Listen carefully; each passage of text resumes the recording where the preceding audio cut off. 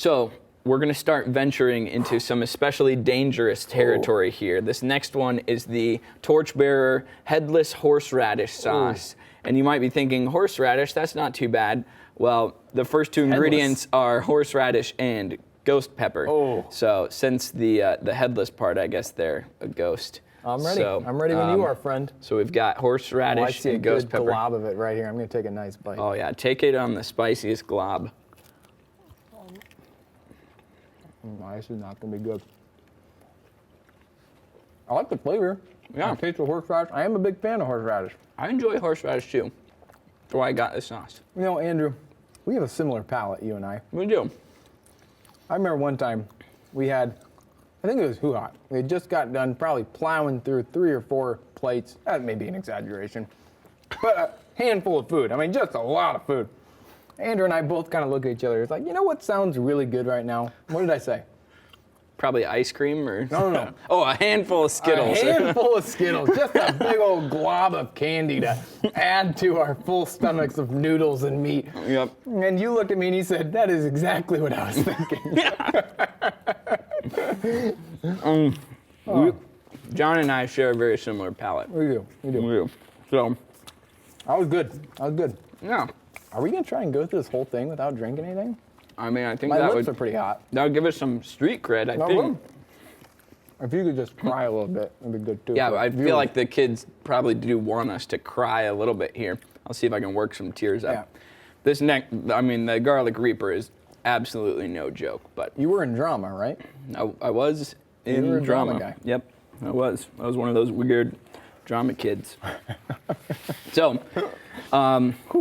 My lips are hot. Yes, my lips are definitely burning. Just speaking is quite painful, actually. Quite painful. Speaking of the pain that we're enduring here, leads really naturally into our next question, which is, if we believe that God is a good and a just God and all these things, how could a good God allow suffering like what we're experiencing right now in our mouths? How could a good God allow suffering to exist? Whew. That is a good question. And as I suffer myself, I will suffer through this question and try and answer it for us. This is the most common question that if you're a Christian, you will be asked, right? At some point in your life. So I think thinking through it, and you can come at this question from a multitude of angles, but I think defensively, if you don't believe in God, then suffering is something that you should just expect, right? I mean, if this life is nothing but a survival of the fittest in this way, then to say that suffering is in any way unjust or wrong is a misrepresentation of your own worldview. So if you are out there and you do have some sort of objection to suffering and you think that it has some hint of wrongness or evil to it, I would start off by saying you're well on your way to believing in the Christian God. So keep it up in that way. Great. And I think you would be among everybody in the world, most people in the world, who would say that suffering just doesn't seem right. Now theologically, suffering comes out of the fall. So Genesis 3, because when man sinned, we weren't just breaking our relationship with God, we were also breaking our relationship with creation, and that is where disasters and diseases came from. And so in that way, theologically, God can't be blamed for our suffering because ultimately it is our own fault that this happened. But I think a deeper question is why do we desire a world in which there is no suffering?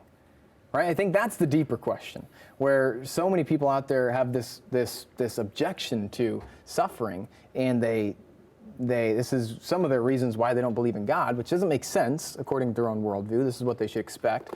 But they have a deep desire within themselves to live in a world which there is no suffering. And I find that very curious. You ask, well, why is that? Why do we have this deep desire, which is nothing that we ever come across in our world. We've never experienced a world in which there is no suffering, a world in which everything is perfect in a sense. Why do we have this sense within us, this deep ingrained sense? And I think that, I have to quote my boy C.S. Lewis here. I named my daughter after him. I don't know if you knew that. Your boy. My boy. Your boy, C.S. Lewis. He's a great man. He would call these things hints to, or clues to the meaning of the universe. So you can think about these things as like every human has this desire, this deep desire for a suffer-less world. I don't know if that's a word. I might have just made that one up too. A perfect world. And he actually says famously, I love this quote, I wrote it down, "When the world you live in does not satisfy your deepest longings or desires, the most logical explanation is that you were created for another world." Right? So that we have this deep desire for a perfect world. And that is his argument, that's been ingrained inside of us because we know intuitively that we were created for a perfect world, being a world with God, right? And that's obviously theologically accurate, biblical, where God created humans to be in a relationship with him. So it would make sense that we as humans walk around with this deep desire to restore this relationship, to go back to the way that we were intended to be, which is in a perfect relationship with God. And so, in a way, you could answer the question, why would God allow suffering, to point out that if someone is so blindly obsessed with this unsatisfying world that they live in, and God allows them to suffer in order to knock them off the pedestal of that misrepresentation and to get them to realize that it's actually God that's the ultimate satisfaction. It's God that's that's what they're actually chasing after. Then you have a really good argument for saying that the reason. Or you have a really good argument for saying that it's the most loving thing for God to do would be to allow you to suffer. So you kind of flip it on its own head there. Yeah, that really helps you think about even our own current situation with the coronavirus in a whole new light, where you're thinking, okay, what if God was using all the suffering here to help draw people to himself? Yeah. And then even with all of the bad things that are happening, if God was using that to point people to himself as being their ultimate hope, that would be the most loving thing to do. Yep.